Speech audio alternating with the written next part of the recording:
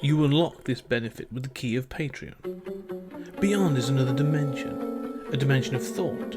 A dimension of speculation. A dimension of mind. You're moving into a land of both waffle and substance. Of things and ideas. You've just crossed into the podcast zone. Ladies and gentlemen, welcome back to our trek through the Twilight Zone. Julian and I are working our way through it episode by episode in little nugget-sized pieces of information and opinion dropped just for you. And we have reached the episode Elegy. And so this is another three-man mission. They love their three-man missions in the Twilight Zone. They land on a version of Earth 650 million miles away from the planet Earth, yet it is 200 years before their time, and everybody is frozen in position, and they want to know why. So, Julian, what were your thoughts on Elegy? This is a flawed episode, obviously, in a lot of ways, but I kind of love it anyway. I really like this episode, and it's filled with flaws. I mean, the answer to that question is, this is basically a cemetery where they honor the dead by, creating, a Westworld-like environment just for the dead person, which, I mean, and they do this on an asteroid with another asteroid with an atmosphere. None of this really makes sense, but I still love it anyway. I've got questions. I need you to explain part of how this cemetery works, because of the dates that they associate with it. That really baffled me. But I do. This Westworld was on my notes. Yeah. Westworld really sprung up for me on this one. The other one is, it felt like a weird Star Trek episode. Mm-hmm. Like this felt like, I can imagine Kirk and Spock landing here and being going like, wow, this is a perfect replication of 20th century Earth. Sort of like. I thought the same thing, and except at Star Trek, the answer would be like, we dropped a book on this planet, and they were so influenced by this awesome book describing cool eras from Earth history, they built this. Yeah, it had that real air to it. I love the confusion from the three astronauts. Like, they're going around, like, and they're talking about, because obviously and there's this sort of, there's no sort of like big exposition that sort of goes, well, over the last 200 years there's been this war in the world. There's bits and there's nuggets of it you go through, and you sort of get, so even the script is done well enough that the exposition of what has happened since the 20th century, because they're from 2187, has been that, like, the world is almost uninhabitable, and there's been this nuclear war. It's taken them 200 years to sort of, and then the new this the word bit. The nuclear war started in 1985, and so it's these dates that sort of throw me out. It's obviously it's 59, so that it makes sense. But yeah, it was. I liked parts of this episode, and I also love the reveal of the little sort of like the little old man, which we'll get to in a minute. But yeah, I was really digging this episode from the offset. Yeah, me too. I mean, I think part of it comes from us loving. I thought of Red Dwarf too, and Red Dwarf and Star Trek. Legion was what came to mind for me. The episode Legion from season 6 of Red Dwarf came to mind with this episode as well. But yes, no, I agree. Yeah, I kept thinking of Waxworld. Yes. That was the other one. Yes. Yeah, I mean, it's founded in a mystery. I mean, and we did almost have nuclear war in the 1980s. So and the timeline is that obviously this is made in 1959. Actually, 1960 it airs February. So it was utterly realistic at that time to think that yes, we would have colonized space enough such that Happy Glades, this cemetery, would have been founded in 1973 on an asteroid. Forget Arthur C. Clarke. We don't need 2001. By 73, we'll have gone to Jupiter, and there'll be enough commercial enterprise in space that we're colonizing asteroids for the indulgence of dead rich people? Question mark. There are two questions I have, and I need you to answer them for me. I have all the answers, having written this episode. I think I just missed it from watching it. So those people, every single person is a corpse. No. The Wickwire, the android, is asked this, and he says, like, for example, the guy who wants to be mayor is a corpse, but not everybody else is, and the implication is that they're sort of, if not robots, they're wax statues or something. Right. So it's not like other people, like their dream was like, I want to hear that guy who wanted to be mayor. You know. Well, okay. So this was the question then, because I had was like, so do the rich people get to have their scene played out, and the poor people get to be the participants? And so that was where my head was going. So like, yeah, the richest guy was like, I wish to be mayor, or I wish to be, because the woman who won the beauty pageant. And this is going to sound awful, and I'm sorry for this, but like I was like, winner, love. Yeah, no, that's quite true. What's weird about that is, like, that would have been an awesome clue. And I love that you brought that up. I mean, it's completely correct. And there are these beautiful women lined up behind her. And she's a sort of homely, older woman with glasses on, who's clearly, you looked at her and you think, that's a stereotypical librarian. That actress gets a lot of librarian roles. And that would have been an awesome clue, except that the astronaut comes up to her and says, like, I sure agree with the judges, baby. Well, I was wondering about that as well, because he's from 200 years into the future. So I was like, oh, is he trying to be nice? Because there's a question at one point, a great question, where they're like, are we moving a lot faster in time? Yeah. Are these all frozen? Are they moving a lot slower? But then they play the music, and you're like, well, no, they can't, because we're hearing music in real time. Yeah. And so, but when he sees it, he says, the judges made a good choice.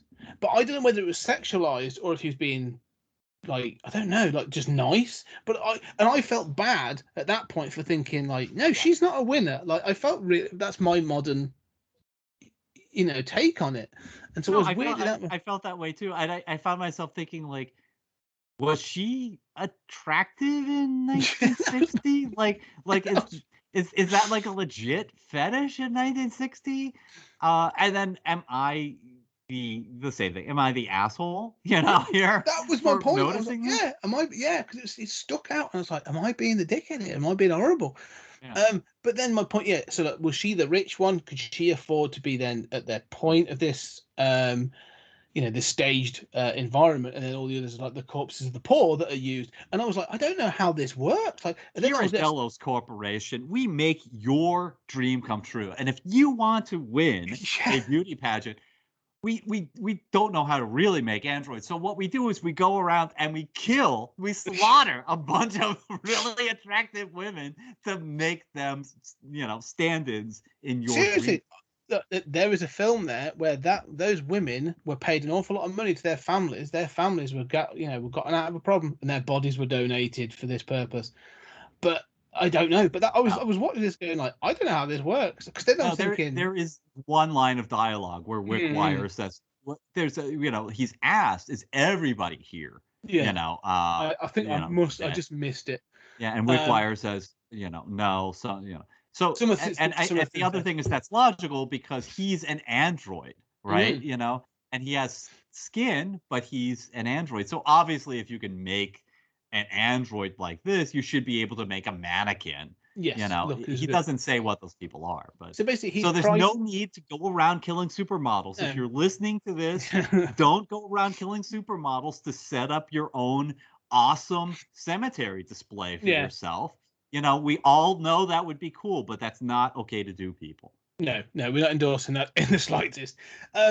But one of the things, like, again, a bit like the one where there was that one guy on an asteroid, and it was like his prison asteroid. The logistics of doing this baffled me, because again, I'm like, because Witwire makes there's a really cool moment where he's like, are you alive, or are you on, are active? And he says, well, no, I'm only active because you're here to observe me. Mm-hmm. And so, the rest of the time I'm turned off. And so I was like, so did people come to visit this cemetery? How did you get bodies here? Like, were they embalmed on Earth and then sent out and then positioned. Like, I was trying to sort of like fathom the logistics of this. And again, I'm like, this makes no financial sense whatsoever. It weirded me out as a cultural step. No, but yeah, I'm still sort of like, yeah, okay, this is weird, but I'm gonna sort of go with it. What are your thoughts on the twist ending?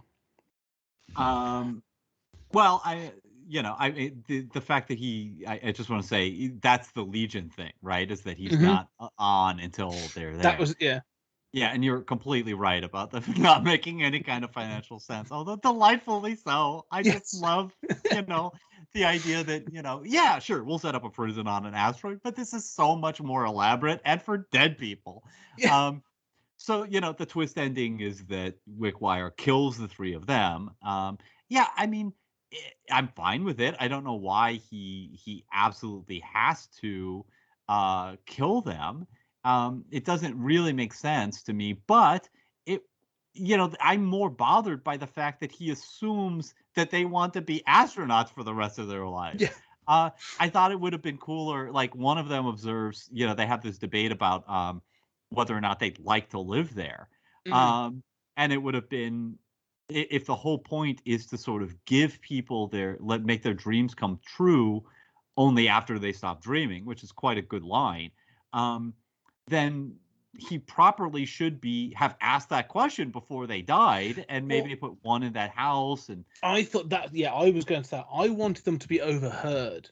I wanted them to have that conversation as they were walking along at some point, and somebody being like, or they see a diner, or they see something, they're like, oh yeah, this would be how cool would it be to be here, and then for that to be the reveal at the end that they've actually been incorporated into one of those other periods in history rather than the spaceship. However, all I could think about in the ending was going back to Red Dwarf, because this Legion was my first Red Dwarf reference. I hadn't thought of Waxworld, and I'm glad you brought that up. But the second one was Crichton, because all I could think of was like he's been here for 200 years, and all I could think of well, he's got droid rot then, and all he is doing is tending to a bunch of skeletons. Yeah. And so I was like, this episode is basically that episode of Red Dwarf. So they go to the Nova 5, and so I was like, that's all I could think about at the end of this episode. All of that's good of Red Dwarf was just stolen from Elegy. Yes. That we established. But even Wickwire is, he's, practiced taxidermy, and he's put them in place on the spaceship, right? Which again, you're right. I mean, in fact, when they talk about what they really want, they're going to that house where they meet Wickwire, and Wickwire. All he has to do is be able to hear like 60 yards or something, and he would have heard that conversation. But yeah, when Wickwire he's using a feather duster on them, and the idea is that he sort of is dusting them, and then he turns himself off in this nice contented pose with the duster next to him. All he needed to do is say, is go woo woo woo, woo woo woo, I love you, sirs, like, oh, how are we doing, Mom? And he would be Crichton.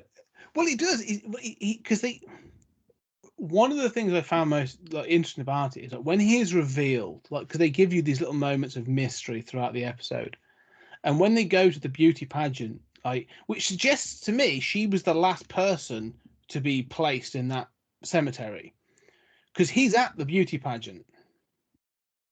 And he's in one of the seats, and as they leave, he turns around with a smile on his face, and I'm like, he's got this cheeky grin, and I'm like, is he grinning because he's got guests, or is he grinning because he's like, oh, more people to kill? I don't know. Like, I was thinking like almost like a Mr. Mixelplick sort of like, is this sort of like, this nymph, this imp kind of character, because he's quite impish, he's quite sort of like playful, but it's like quite but. This tells me you can't visit your relatives on the cemetery, because the moment you land, he's like, no, you're alive. No living people here. Thank you very much. This is the dead world. I forget, why does he kill them? What is the justification? Well, again, this that is he'll disrupt the beautiful cemetery. No, but it's never really fully explained. But basically, he says you wish to live here, and only dead people get to live here. So. And you can't leave because you don't have any fuel, so I'm going to kill you so you can live here. Like, it's this weird droid rot logic, and that's the only way I can explain it. Yeah, well, I mean, I guess presumably somebody coming to visit, flying out to this asteroid to visit, would be a visitor and thus able to leave, and thus, Wickwire wouldn't feel like he had to kill them. I mean, obviously the killing is just a justification to get the sort of final shot of them incorporated. Yeah, I mean, that stuff doesn't make sense, but I mean, it is a delightful twist at the end, and I have to say, I'm so partial to, I guess, not exactly melancholy endings, but misandric endings, that I quite like the idea that, I mean, Earth has gone through a nuclear war. I mean, we don't know what Earth looks like. It's recovered enough to send the spaceship out.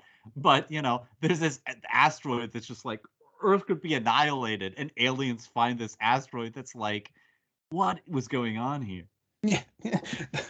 That's the episode I want. It's like you say, some aliens like land on this, and they're just like, oh, Earthlings, man. They just leave things everywhere. Look at it. Like, yeah, it's a weird episode. I think I did like this episode. It was a well done episode. I like the mystery as it sort of plays out. Like you say, there's little clues throughout it.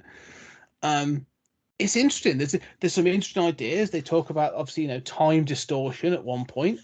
And all these other things. So, like, I just like this episode. Like, it's not a banger. It's like, it's never gonna. Wouldn't say it was a classic, but like, there's some good moments and some good ideas. So, no, I thought this was a good episode. Actually, I enjoyed this. Yeah, I did too. I really loved it. It's more fun than meticulously done, right? I mean, yeah. And yes, the logistical stuff is crazy. I did have one question, which is, you were talking about how the beauty pageant is sort of the most recent one to die, right? Why does the clock not have hands? Good point. I don't know. Because no one's there to read the time. I don't know. I mean, there is this scene where they go and they say the clock doesn't have hands. And I felt like I kept thinking, oh, time is moving differently, was my first thought. And I'd seen this before, but I had forgotten it. And then you hear the music and you think, and I'm thinking, I hope they're smart enough not to follow through on that. Yeah. And then you have the hand, and why? So given the explanation that we do get, why are the hands missing from the clock? It's not like the beauty contestant, I mean, I guess, is that just a metaphor? Did the beauty contestant say, when I die and you stuff me and you put these, mannequins around me, worshiping me for all eternity, I mean, take the hands off the clock. The only thing I think of is that time doesn't pass here. So there's no need to have hands on a clock. It's the only thing I can think of. Like, and not literal time, but this idea of they've all been, as you say, sort of like, what's we looking for? Yeah, stuffed, for better one of the phrase. Like the time doesn't pass. These are sort of just fixed displays more than anything. So yeah, that's the only reason I can think of. But no, it was a good episode. I enjoyed this one. It made me chuckle a few times, probably in the wrong places, unintentionally. But still, it was good fun to watch. Any final thoughts before we leave it? Yeah, I concur with you. There are two suns on this asteroid, even though this episode has the classic problem of science fiction where they say they're 655 million miles away from Earth. That's in our solar system, dude. Yeah. I don't know why it's got two suns, or that, having it be in a solar system with two suns makes it even more preposterous than just sending stuff out from 1973 to build these cemeteries, on an asteroid in Alpha Centauri or something, especially when you sort of, especially when we have a moon, we have a lump of rock that goes around our planet, Yeah. Not to mention an asteroid belt, which if you need an asteroid, if the moon's been destroyed in the nuclear wars or something. But I did, one little thing is that I found myself wondering, like, I love the idea of like alien culture and stuff like this. And I think, why isn't this what we do instead of having mortuaries? Like, granted, not everybody can get this, but this, if I could get this sounds like an awesome thing. I would totally be down. Yeah, well, I'm already putting my order in. I'm going to contact a taxidermist and be like, yeah, I want to be wearing these clothes, I want to be in this position, and it's going to be written into my will, that I want to really creep out my grandkids, being stood in the corner. Although no, in my family, I'd probably end up being used as a tie rack or something just to hang things over. But you're in those orders. You are using a proton pack, aren't you? Oh yeah, I'm in full costume. Yeah. Eternally zapping that ghost. Yeah. Right, ladies and gentlemen, as always, thank you so much for listening. Thank you so much for supporting. I hope you're enjoying our trek through the Twilight Zone as much as we are, because it's been fantastic. And I hope you'll listen in to the next episode. So thank you very much, guys. We'll talk again soon.